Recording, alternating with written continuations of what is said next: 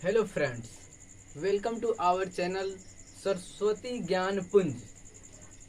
Friends, आज के इस वीडियो में हम बात करेंगे रिफ्लेक्शन ऑफ लाइट, यानी कि प्रकाश का परावर्तन।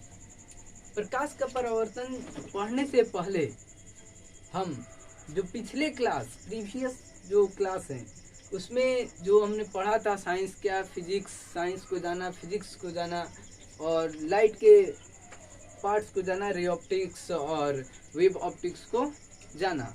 तो अभी हम थोड़ा देर साइंस को जानेंगे कि क्या क्या जाना।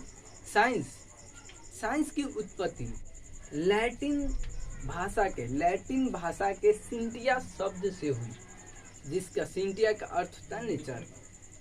लैटिन भाषा हमारे यूरोप के प्रायद्वीप क्षेत्र में बोले जाते हैं।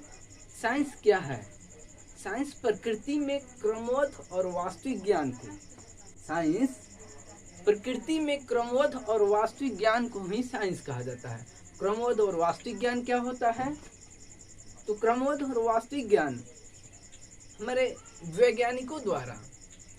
वैज्ञानिकों द्वारा प्रयोग, अवलोकन और निरीक्षण के बाद जो ज्ञान, जो लॉ देते हैं, ज्ञान जो उनके प्रयोग और अवलोकन के बाद जो हमें ज्ञान प्राप्त होता है उसे ही हम क्रमबद्ध और वास्तविक ज्ञान कहते हैं। अब हम बात करते हैं फिजिक्स की। फिजिक्स क्या है? तो फिजिक्स की सबसे पहले हम जानेंगे कि फिजिक्स की उत्पत्ति कैसे हुई, किस भाषा से हुई। तो फिजिक्स की उत्पत्ति हम ग्रीक भाषा के फ्यूसिका शब्द से हुई है। फिजिक्स की उत्पत्ति ग्रीक भाषा के फ्यूसिका शब्द से हुई है। जो अब हम जानेंगे फिजिक्स क्या है। तो फिजिक्स की फ्यूसिका का अर्थ होता है नेचर। और फ्यूसिका के बारे में हम फिजिक्स के बारे में जानेंगे। तो फिजिक्स प्रकृति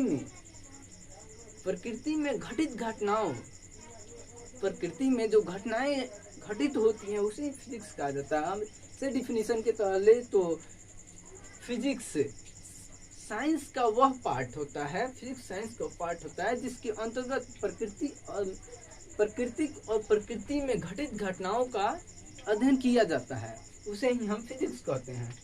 एक्चुअली हम एक बात जान ले कि फिजिक्स का फादर कहिए, जनक कहिए, कुछ भी कहिए, फिजिक्स की एक्चुअली में फादर हम मान सकते हैं एक न्यूटन और आइंस्टीन, क्योंकि फिजिक्स में बहुत सारे साइंटिस्टों का, वैज्ञानिकों का अहम योगदान रहा है, लेकिन कुछ न्यूटन और आइंस्टीन कुछ उससे बढ़कर है, इसलिए हम उनको जनक मान सकते हैं।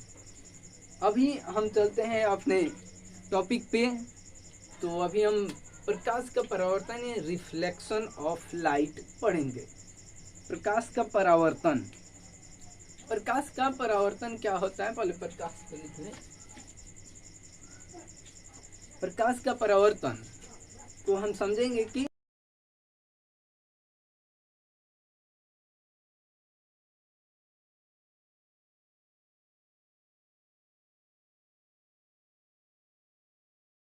हम अभी जानेंगे परावर्तन को इंग्लिश में रिफ्लेक्शन कहते हैं। रिफ्लेक्शन को पढ़ेंगे, जैसा कि हमें रिफ्लेक्शन पढ़ने से ही पता चल जाता है। रिफ्लेक्ट करना यानी कि कोई चीज पढ़ता है उसे उसी क्रम में वापस लौटा देना। जैसा परावर्तन हम एक एग्जाम्पल लेते हैं। मानिए कोई हम मिरर लिए हैं, ऐनक लिए हैं, पीछे वो रजित तो होना चाहिए, कवर रहना चाहिए, तो वैसे नहीं होगा। कोई प्रकाश उस मिरर पे पड़ती है और फिर वो मिरर से हम उसे रिफ्लेक्ट कर देते हैं, कहीं करा देते हैं, ऐसे हाथ में लेकर कहीं कराते हैं, तो अभी उसे हम देखेंगे रिफ्लेक्ट कर दे रहा है, प्रकाश को वो परावर्तित कर दे रहा है। तो उसी जो माध्यम हुआ, प्रकाश आया और रिफ्लेक्ट हो गया, तो उसे ही परावर्तन कहा जाता है। डिफिनीशन के तरह हम लें तो प्रकाश का परावर्तन किसी सतह पर आने वाली प्रकाश किरण अगर उसी माध्यम में वापस लौट जाती है तो उसे ही प्रकाश का परावर्तन यानी परावर्तन कहा जाता है। एक बार और जानेंगे, अगर किसी वस्तु पर, किसी सतह पर प्रकाश आती है, आपतित होती है, आती है और उस वस्तु पे टकराकर फिर उसी माध्यम में वापस लौट जाती है तो उसे ही प्रकाश का परावर्तन कहा जाता है। प्रकाश के परावर्तन, अब हम जानेंगे कि प्रकाश के परावर्तन के दो नियम होते हैं और दो नियम कौन कौन से हैं। तो आइए हम देखते हैं। हम सबसे पहले एक सरफेस लेंगे, एक सरफेस लेते हैं, इसका नीचे वाला पार्ट रहेगा,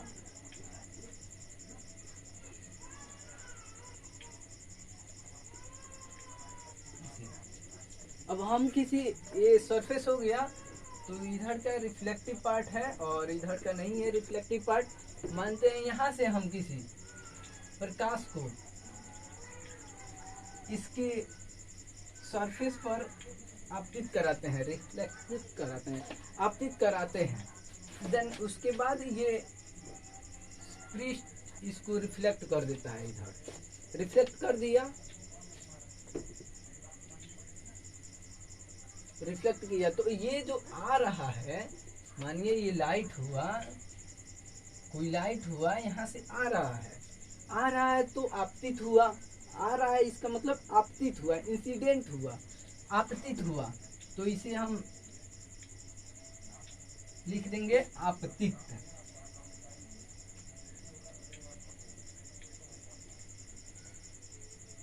आपतित हुआ, आपतित हो रहा है यानी आ रहा है, ऑब्जेक्ट पे आ रहा है और इसके बाद यहाँ से रिफ्लेक्ट हो जा रहा है, रिफ्लेक्ट हो रहा है तो परावर्तित यानी आ रहा है, वस्तु पे आया और उसके बाद यहाँ से रिफ्लेक्ट होकर गया है, रिफ्लेक्ट मतलब यहाँ से निकल रहा है, जा रहा है, तो उसे हम परावर्तित कहेंगे।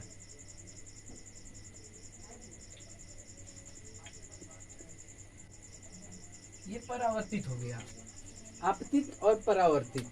अब उसके बाद इन दोनों के बीच में एक और लंब कहिए, परपेंडिकुलर कहिए, रहता है मध्य बिंदु,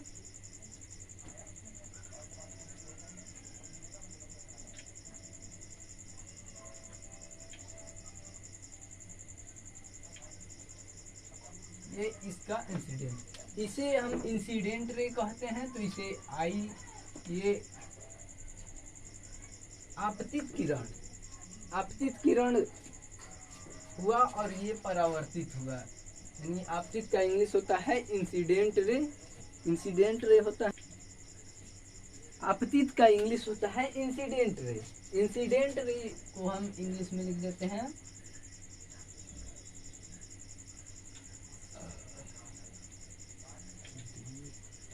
इंसिडेंट रे, यहाँ पे किरण कर दीजिए, किरण हुआ, लाइट हुआ, आ रहा है। और ये परावर्तित का रिफ्लेक्टिव रे,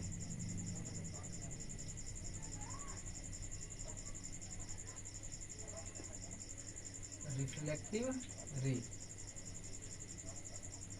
रिफ्लेक्टिव रे हो गया। और ये जो बीच का हुआ ये इंसिडेंट रे, इंसिडेंट रे को इंसिडेंट रे से यानी आपतित किरण से, और ये मध्य बिंदु हो गया, तो मध्य बिंदु के बीच जो एंगल बना रहा है, एंगल बना रहा है, उसे हम आई से डिनोट करते हैं, इंसिडेंट रे। ये परपेंडिकुलर कहिए तो हिंदी में लिख देना लंब, लंब हो गया। और ये हुआ, ये रिफ्लेक्ट कर रहा है, ये रिफ्लेक्ट कर रहा है तो रिफ्लेक्टिव का फर्स्ट लेटर हम लेते हैं आर, आर हुआ तो आर को स्मॉल लेटर में लिख देंगे, ये लंब और रिफ्लेक्टिव रे, परावर्तित के, परावर्तित किरण,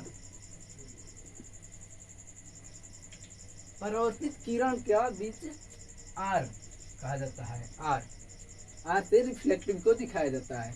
अब इसे फिगर को देखने से, इस फिगर को देखने से हमें पता चल जा रहा है कि इसमें आपतित यानी इंसिडेंट रे और रिफ्लेक्टिव रे में क्या अंतर है।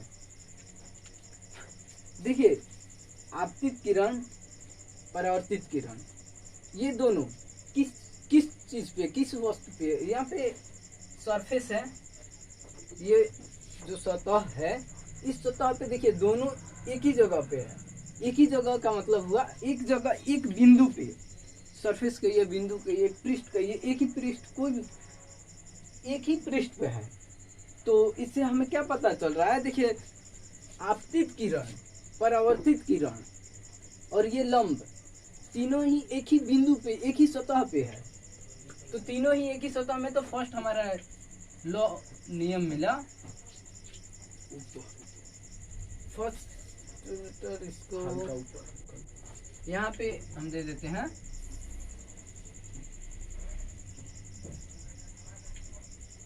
फर्स्ट देते हैं यहाँ पे आपतित किरण, इंसिडेंट रे और परावर्तित किरण। तो यहाँ पे हम लिखेंगे आपतित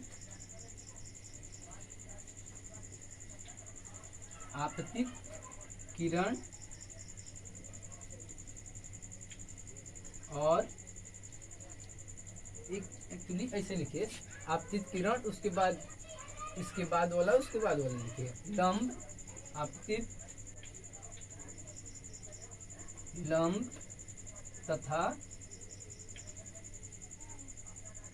तथा ये परावर्तित किरण।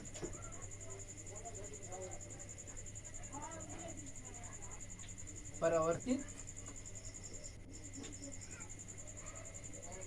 किरण, तीनों, ये आपतित, लंब और परावर्तित, तीनों ही एक ही बिंदु पे है, बिंदु पे है, सतह पे है, पृष्ठ पे, वो तीनों एक ही होते हैं। तो तीनों ही एक ही बिंदु पे होते हैं।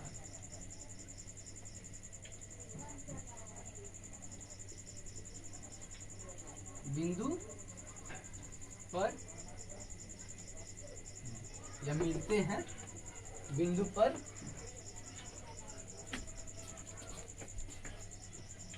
मिलते, ये हुआ तीनों ही बिंदु, आपतित किरण, लंब तथा परावर्तित किरण। परावर्तित किरण यहाँ पे तीनों लिखना चाहिए, तीनों ही एक बिंदु पर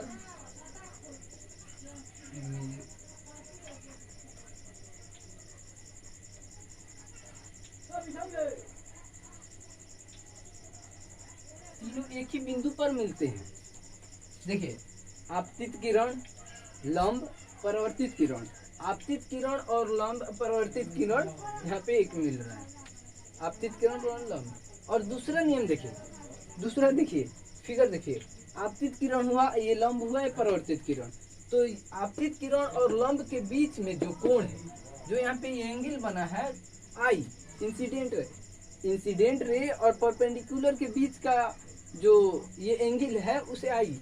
तो यहाँ पे हमारा सेकेंड नियम हो जाएगा कि आई इक्वल टू, यहाँ पे ये हो गया परपेंडिकुलर और रिफ्लेक्शन, लंब और परावर्तित किरण के बीच का जो एंगल है आर, यानी कि ये दोनों बराबर होते हैं, आपस में बराबर हैं, क्योंकि ये आपतित हुआ और फिर उसी क्रम में ये रिफ्लेक्टिव हुआ, इसलिए ये दोनों ही एंगल बराबर होंगे। तो ये आई इक्वल टू आर, ये हमारा दूसरे का नियम।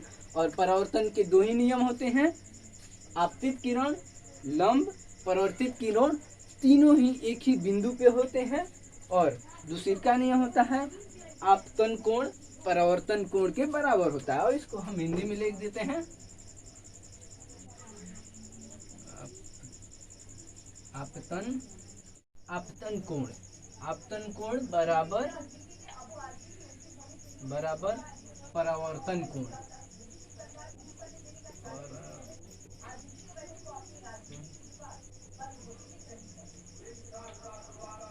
परावर्तन कोण, ठीक है। ये हम रिफ्लेक्टिव परावर्तन कोण पढ़ लिए, परावर्तन, प्रकाश का परावर्तन पढ़ लिए। अब नेक्स्ट क्लास में हम पढ़ेंगे कि प्रकाश के नेक्स्ट क्लास में अपवर्तन, परावर्तन में दर्पण, आगे परावर्तन के आगे इसके आगे पढ़ेंगे। आज का यह क्लास अगर आपको पसंद आता है तो आप हमारे चैनल को सब्सक्राइब करें, लाइक करें और आप अपने कमेंट के द्वारा हम बताएं कि आपको ये क्लास कैसा लगा। धन्यवाद।